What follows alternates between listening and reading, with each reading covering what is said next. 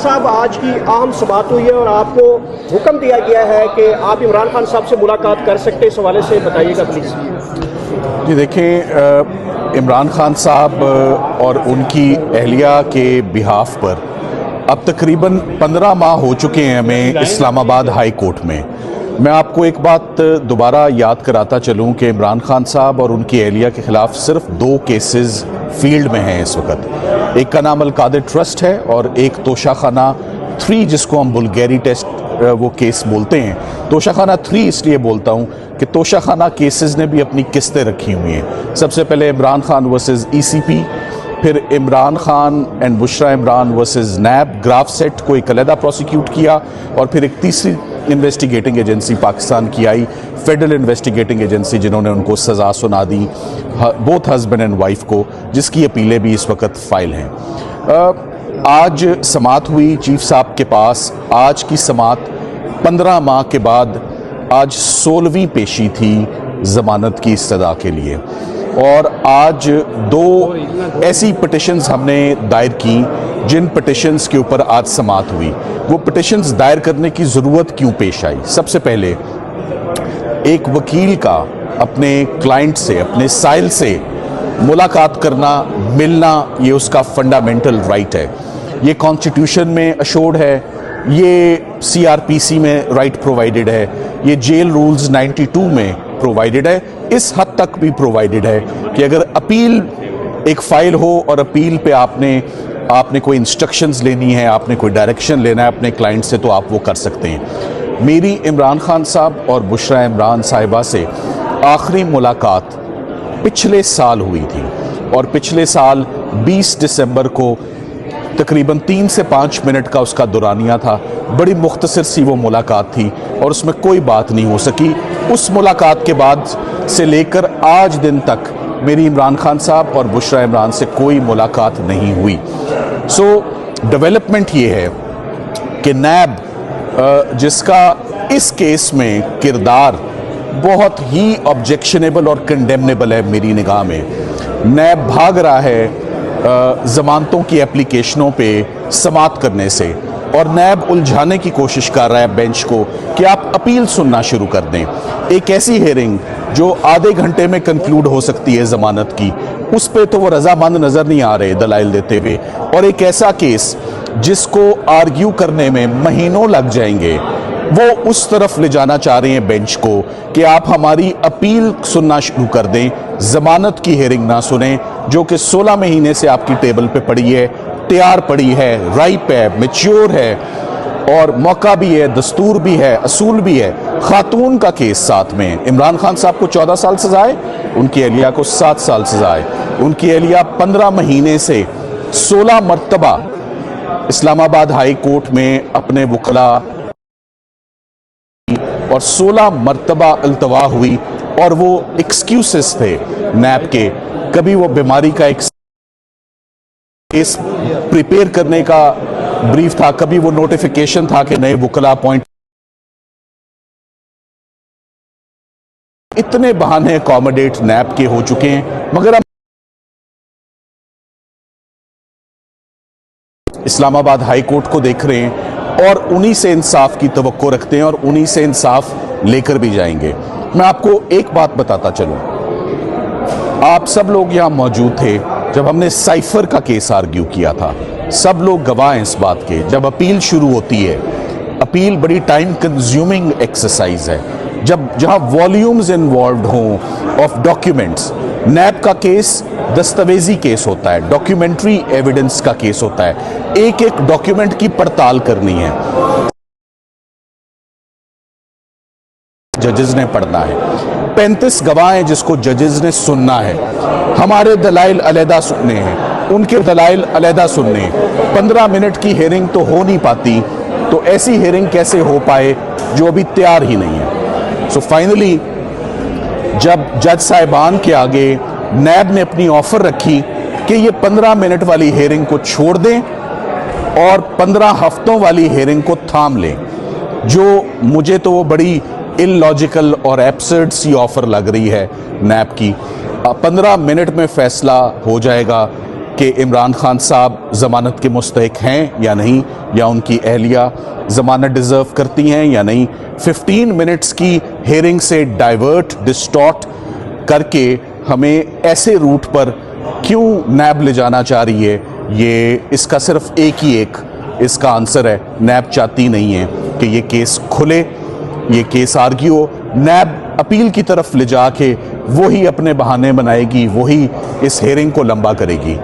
मुझे Islamabad high court के फाजिल जजेस से, सबसे सीनियर कोर्ट में हम मौजूद हैं चीफ जस्टिस साहब के पास, मुझे तमाम उम्मीदें उन्हीं से हैं। मैं उन्हीं से उम्मीद करता हूं कि वो इमरान खान साहब की ज़मानत की हेयरिंग पर ज़रूर समाअत करेंगे।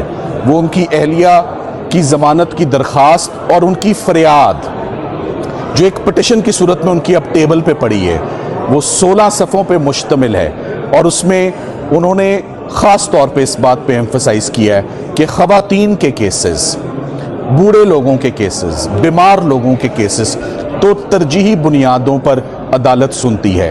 अदालत मर्सी भी रखती है, अदालत कंपैशन भी रखती है, अदालत सिंपैथेटिक भी होती है ख़वातीन के केसेस पे।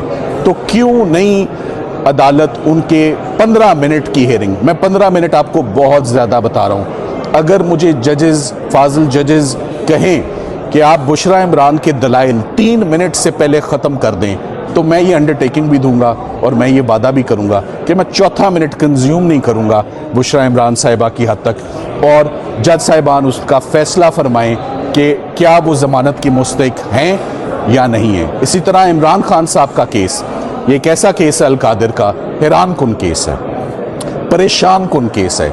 हमने आज दिन तक नैब के जितने केसेस भी देखे हैं वो इस बुनियाद पे देखें कि आप जेब में डालकर क्या ले गए हैं।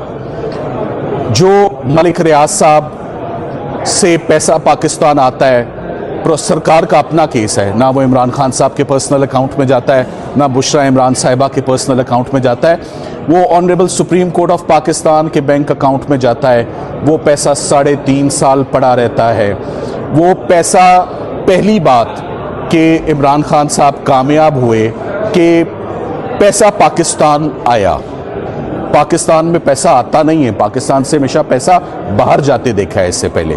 सो उनकी दौरे हुकूमत में बाहर से पैसा पाकिस्तान आया।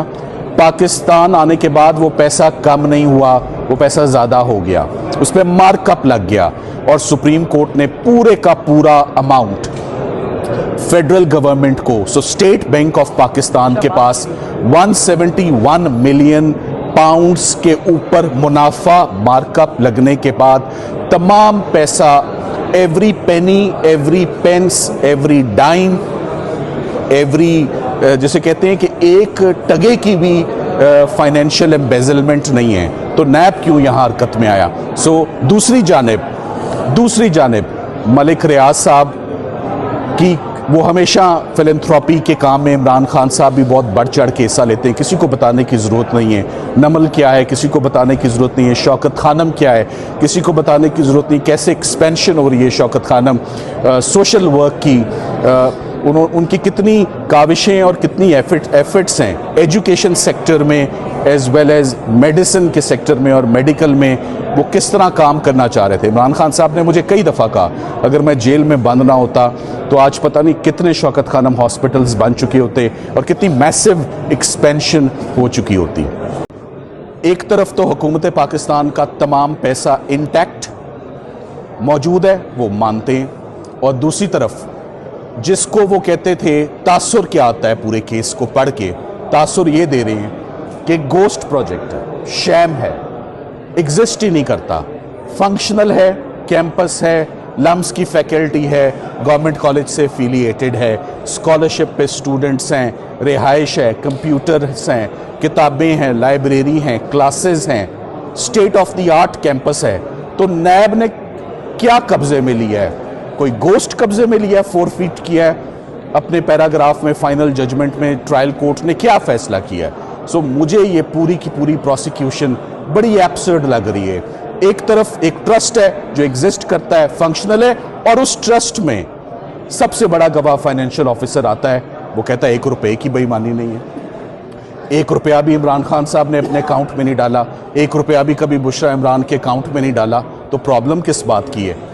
इसी चीज़ की प्रॉब्लम है नैब को कि इस पूरे केस में क्रिमिनलिटी नहीं है, जैसे साइफर में नहीं थी, उसी तरह अलकादिर ट्रस्ट में मेरी निगाह में this is a case without substance, this is a case without merits, this is a case जिसमें साइफर से ज़्यादा बुरे तरीके से ये केस एक्सपोज होगा। मगर हमारी एक रिक्वेस्ट और इस्तदा है, हमें 15 महीने दौड़ लगवा के, हमें एड़ियाँ रगड़वा के, उसमें सिर्फ वकला नहीं है, उनकी बहनें भी शामिल हैं, उसमें सारी पार्टी भी शामिल है, उसमें तमाम लीगल टीम और वकला भी शामिल है। 15-16 महीने अदालतों के चक्कर लगवा गर्मी सर्दी, छोटी ईद, बड़ी ईद, ईदें शबरातें सब गुजर गई, ज़मानत की हेयरिंग ना हो सकी। तो ज़मानत की हेयरिंग एक हक है, ज़मानत की हेयरिंग एक राइट है, उसको कोई उस राइट को नहीं ले सकता। 426 की दरख्वास्त का जिक्र नैब के कानून के अंदर है, सेक्शन 32 के अंदर उसका जिक्र है, 426 के अंदर उसका जिक्र है। एक दफ़ा अदालत जब एक ज़मानत की हेयरिंग को एडमिट कर ले फॉर रेगुलर हेयरिंग, उसको नोटिस कर दे और उसको सुनने की कोशिश करे और फिर कोशिश छोड़ दे, ये लाचारी कभी भी कोर्ट की ना आई है ना आएगी पाकिस्तान में। अगर अदालत ने फैसला किया था कि ये ज़मानत सुनेगी तो फिर ये कोर्ट इंशाल्लाह ज़रूर मेरिट्स पर इस केस को सुनेगी जुमेरात को और फैसला करेगी। जहाँ तक मेरी मुलाकात का सवाल है, मेरी मुलाकात आखिरी इमरान खान साहब से जो हुई वो बहैसियत उनके लॉयर की कैपेसिटी में नहीं हुई, वो as friend of the court उनकी मेडिकल कंडीशन की सूरत में वो देखने के लिए मैं गया, जिस पे मेरी रिपोर्ट आ चुकी है। आप सबको हकायक मालूम है कि उनकी आंख की कंडीशन क्या थी। अभी फाजिल जजेस ने फ्रेश हदायत और फ्रेश इंस्ट्रक्शंस लेने के लिए कि क्या हम अपील शुरू कर सकते हैं या नहीं, या हम ज़मानत पर ही दलाइल देंगे, इसके लिए कल 2 बजे उन्होंने अडयाला जेल के सुपरिटेंडेंट को हदायत दी है और मुझे भी एश्योरेंस दी है कि एक ऑनरेबल और एक डिग्निफाइड तरीके से कल 2 बजे मेरी उनसे मुलाकात होगी, इमरान खान साहब से भी और उनकी अहलिया से भी। दोनों से मुलाकात के बाद जुमेरात को दोबारा अदालत ने वापस बुलाया है कि इंस्ट्रक्शंस अपनी ले आएँ और लेने के बाद आके तो आप कोर्ट को असिस्ट करें। अब आप सवाल पूछें। ये बताएं कि चीफ